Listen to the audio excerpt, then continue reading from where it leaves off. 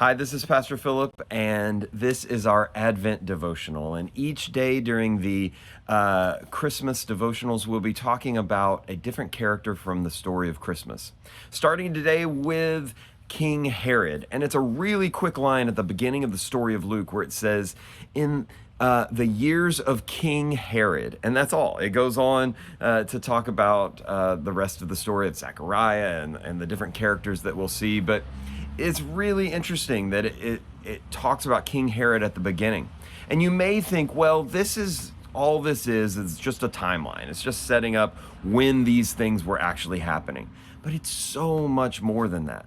The kings of the Bible were used to show a difference between who God was and who Jesus is, and then who the powerful kings of the day were. Kings played a role in the entire Bible. From we see kings in the Old Testament being powerful and oppressive, the pharaohs of old, the kings of Babylon, even the kings of Israel like Solomon and all of his wealth and all of his power and all of his oppression of others. And so we see this played out, and King Herod is no different. He is oppressive, and his family lineage is oppressive and has killed even there's a story of where King Herod will try to kill Jesus and ends up killing all these babies because he wants to have the power, and he's afraid that Jesus might be the king that will dethrone him. And so when you think about King Herod, you should think about power and oppression, but you also should think about yourself. And we have this desire to be the center of our story. We've talked about this a little bit. We have a desire to be powerful and have everything under our control. And that's really what King Herod represents in this story. That the good news for King Herod is that everything in his world is controlled. Everything in his kingdom is taken care of by him.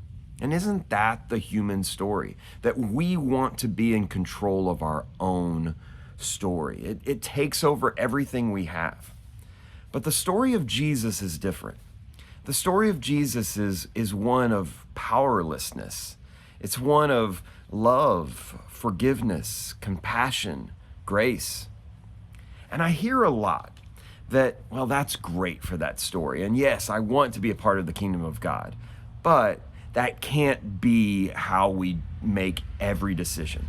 We can't be people of peace. We can't be a people of love and generosity all the time. Sometimes in business, you've just got to make things happen. You just got to work hard and make sure that things are the way they should be.